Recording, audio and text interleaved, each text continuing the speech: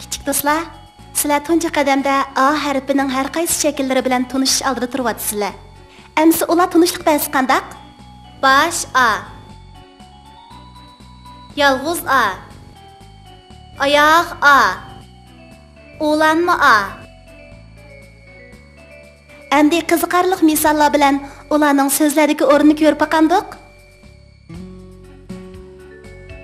Apam ayga o'xshaydi, ay o'gisanda to'xtaydi.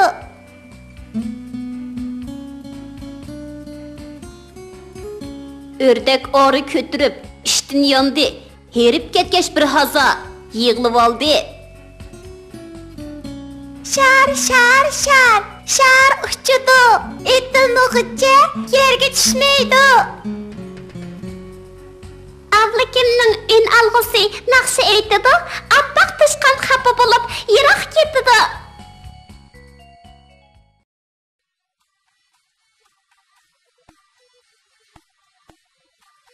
Bağvan və onun oğlu.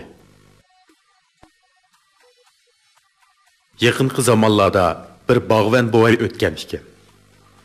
Boğayning bir oğlu bulup, ikisi naiti icil inaq yaşaydı iken. Bala mektepte okuydu iken.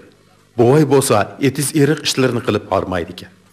Bir günü bala mektepten qaytib kelip hoylisiga kirse, dadısı atını yetelep çıqıp atqıdak. Dodo nega borsan? Deptu bala. Aqtashdagi baqqa deb javob beribdi boğay. Men mi boraman? Deptu bala. Balam, uya bak yiroq, qiladigan ishlar ko'p, zerikib qolasanmikin? Deptu boğay. Kuyimchanlik bilan. Ünalg'ini elib olsam zerikmayman. Deptu bala erkilab. Ondaqda chaqqan bol, deptu boğay. Balasiga masliga kelib. Bala hapila-shapila uyga kirib, ünalg'usini ep chiqibdi.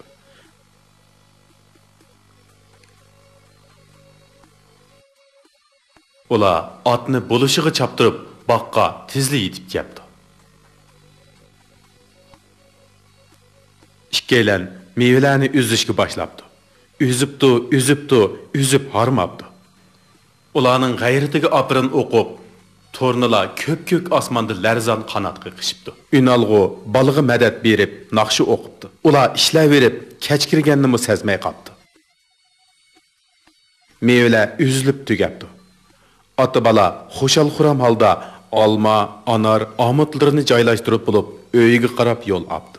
Bala yo'lda kelib etib dadasidan so'rabdi. Dada, biz nimishqa shuncha qattiq ishlasakmi horg'inlik his qilmaymiz? Buni so'rab yaxshi qilding o'g'lim, debdi boy. Bir narsani o'ylagan qiyofatda. Ko'nilada baxt keladi nadin, peshonangdagi ta'din degan gap bor. O'rin odam asonli herib qoladi. Shunlashqa ularning erishadigan narsasi oz bo'ladi. Qancha ko'p tirishsak, shuncha ko'p baxtga va natijaga erisha olamiz. Bu xuddi maktabda tirishib o'qisang, kun siri bilimlik bo'lib, kelgusida katta odamga aylana oladiganligiga o'xshaydi. Dada, katta degan gapning ma'nosi nima? Katta degan ostimizdagi otdek chapqur, ko'kdagi quyoshdek nurliq, turnalardek ko'kda parvoz qila oladigan degan gap. Debdi boy. Oy, men katta odam bo'laman. Debdi bala. Qiyniga patmay. Shunda qilib, ular xo'shal-xuram holda uyiga qaytib keldi.